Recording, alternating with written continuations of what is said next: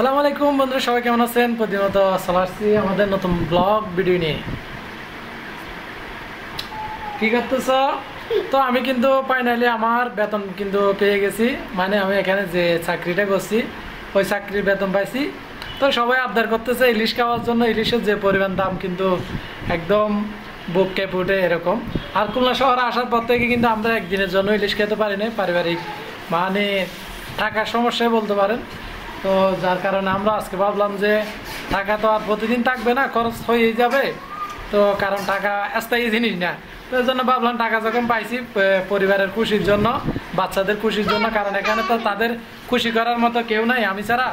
তো ওর নিয়েও বলতেছে, সবাই বলতেছে। তো আমি ভাবলাম যে কিছু করার নাই, বাজারে গিয়ে দেখি কীরকম ইলিশ পাই। তো আজকে একটা ইলিশ নিয়ে আসবো। ইলিশ মাছ খাবে? ইলিশ মাছ খাবে? টাকা কই পাবো আব্বু? টাকা তো নাই। আমি আনতাম? আচ্ছা ঠিক আছে। তো আমার মেয়ে হচ্ছে আমার জীবন, আমার মেয়ে যাই বলবে তাই হবে। তো আর আপনারা তো পাশে আছেন বলে অনেক কিছু সম্ভব। আর আপনারা আমাদের জানাবেন খুলনা শহরে কোন কোন জায়গাটা ঘুরে দেখতে পারি। তার বেশি কথা নাই বলে আমি বাজারে যাব, সেখান থেকে কিছু কিনে আনতে পারি কিনা দেখা যাক, ইলিশ মাছ সহ।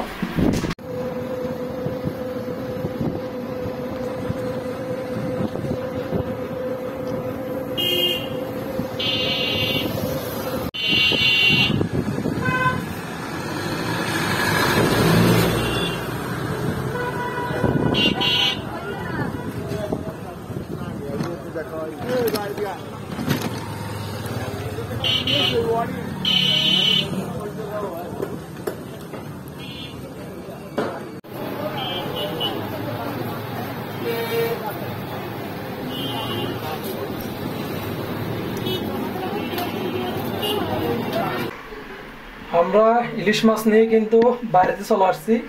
তো আপনারা তো দেখলেন বাজার থেকে কিন্তু ইলিশ কিনলাম। তো অনেকেই বলতে পারেন আমাদেরকে ইলিশগুলো একটু ছোট সাইজের, হ্যাঁ সামর্থ্য অনুযায়ী আমরা ছোট সাইজ থেকে নিছি দাম কম দিয়ে। তো আপনাদেরকে সব কিছু বিস্তারিত বলবো আজকে।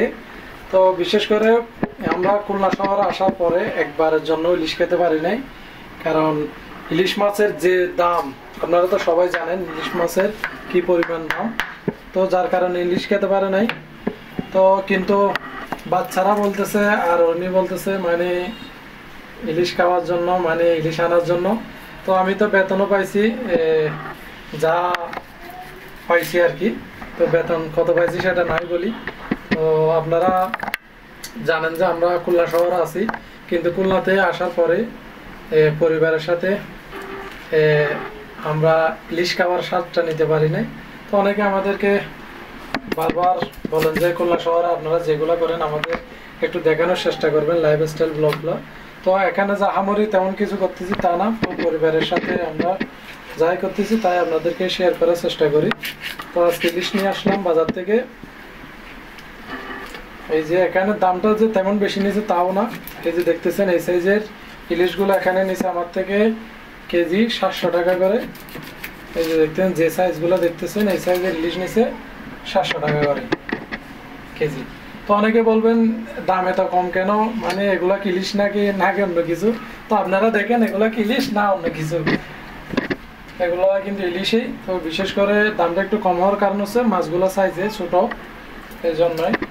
আর কিন্তু ঢাকার দিকে কিন্তু আরো অনেক বেশি দাম হতে পারে। কিন্তু মোটামুটি আমি যা দেখছি আমাদের গ্রামের কক্সবাজারের এখানে আর এখানে দামটা প্রায় সেমই থাকে। আমাদের এখানেও 500 টাকা 600 টাকায় মানে ছোট ইলিশগুলো পাওয়া যায়, আর বড়গুলো 1200 1300 1400 এরকমই। মানে 1 কেজি সাইজের উপরে গেলে এগুলা 1300 টাকা 1400 টাকা 1200 টাকা এক এক সময় এক রকমই নেই, মোটামুটি 1500 টাকার মধ্যে পাওয়া যায়। কিন্তু এখানে আমরা অনেক ভিডিওতে দেখি যে মামাঘাটে তারপরে ঢাকায় ইলিশগুলো 2200 টাকা 2300 টাকা 2000 টাকা এরকমই নেই। তো হয়তো তাদের ইলিশ আর আমাদের ইলিশের মধ্যে কি তফাৎ আছে তা তো জানি না, কিন্তু আমার মনে হয় যে দামগুলো তাদের কাছ থেকে বেশি নিয়ে থাকে। তো আপনারা আমাদেরকে অবশ্যই কমেন্টে জানাবেন, আমরা হয়তো নাও জানতে পারি।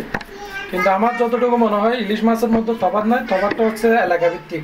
অনেক এলাকায় দামটা একটু বেশি নেই, কিন্তু অনেক এলাকায় কম নেই, বিশেষ করে কক্সবাজারে অনেক মাছ পাওয়া যায়, যার কারণে যদি বেশি দাম চায় তাহলে এই মাছগুলো কখনোই খাবে না, সেই জন্য হয়তো একটু দাম কম। আর খুলনায় মোটামুটি আমি যা দেখলাম মাছের দাম, তরকারির দাম সব কিছুই সামর্থ্যের মধ্যে আছে। তো টাকা পেয়ে কিন্তু বাড়িতে ইলিশ নিয়ে আসলাম, একটু ছোটো সাইজের নিয়েছি কারণ টাকাটা সেফটি করার জন্য। তো হয়তো পরবর্তীতে বড় ইলিশ খাবো পরিবারের সাথে। আমাদের রান্নাঘরটা একটু ছোট হওয়ার কারণে দেখেন ভিডিও করতে খুবই কষ্ট হয়ে যাচ্ছে। আর অন্য এদিকে দেখতেছেন দুইজন রান্নাঘরে মোটামুটি প্রবেশ করলে আর ভিডিও করা যায় না, এটা একটা সমস্যা।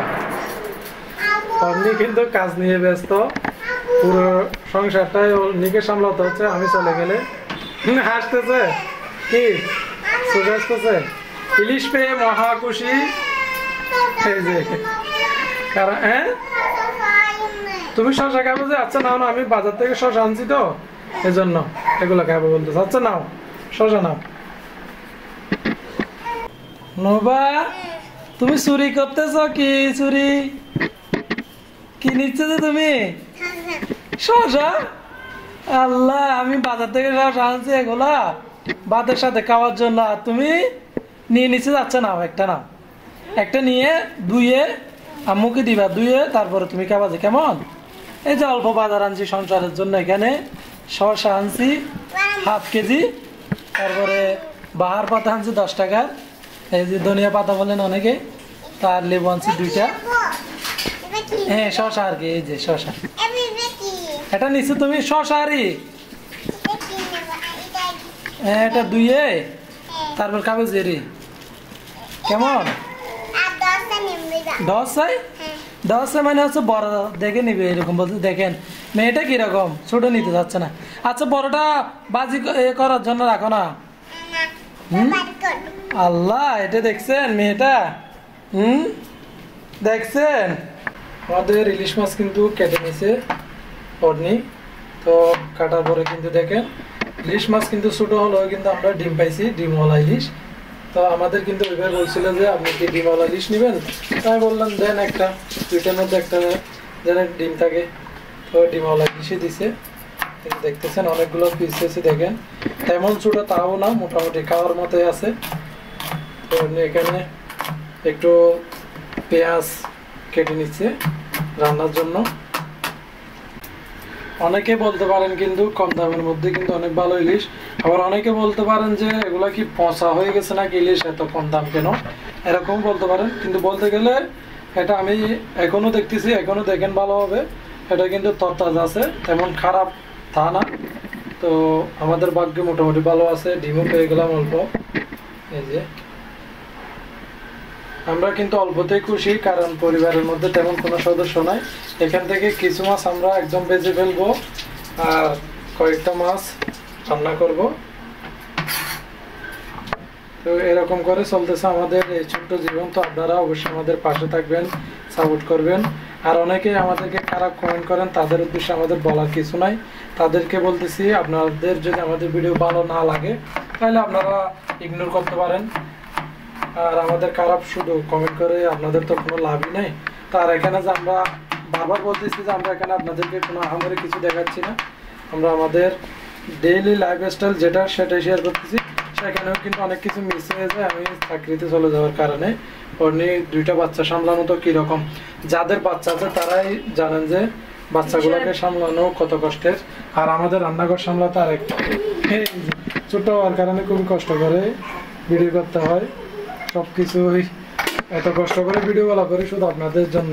তো আপনারা যদি আমাদের পাশে না থাকেন তাইলে কি আর হবে? এত কষ্ট করে ভিডিওগুলো কি জন্য করি? আপনি রান্নার জন্য ইলিশ মাছ এগুলো কি বাঁচবে যেগুলো প্রথমে রান্না?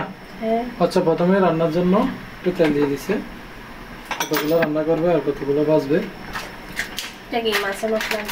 মাছের মশলা নিয়ে আসতে আর কি, আমি তো এত জানি না। এত মাছ যখন আনতেছি একটা মশলা নিয়ে আসলাম মাছের।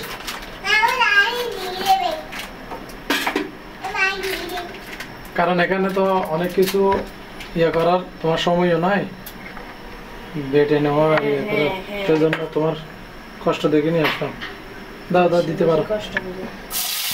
আল্লাহ পেঁয়াজ কুচি রসুন কুচিটা দিয়ে দিচ্ছি। কত গরম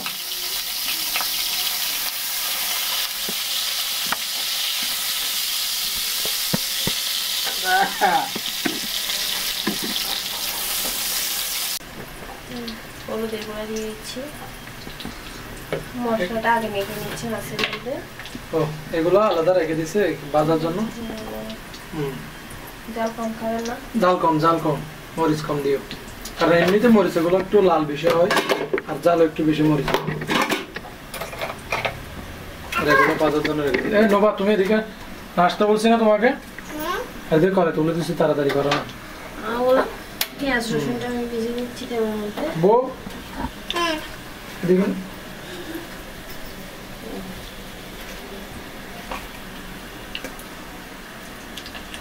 দিতে পারো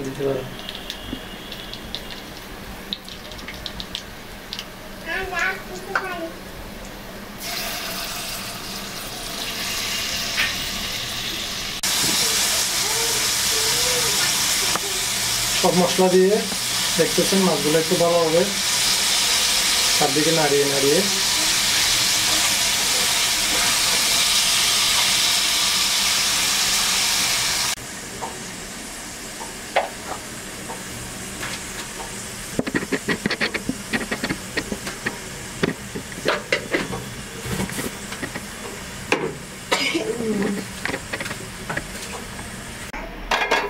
আমাদের মাছটা, এই যে মাছ বাকিগুলো আছে এগুলো ভাজার জন্য একটু তেল দিচ্ছি। লবণ মাখিয়ে নিচ্ছি, এখানে তেল দিয়েছি মাছগুলো দেওয়ার জন্য। গরম হোক, গরম না হলে তেল একটু গরম হয়ে যেতে।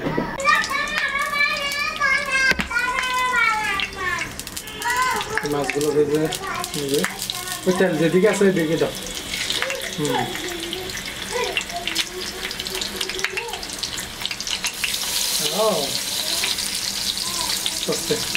পরে করতে পারবো তো, ডিমগুলোও দিত।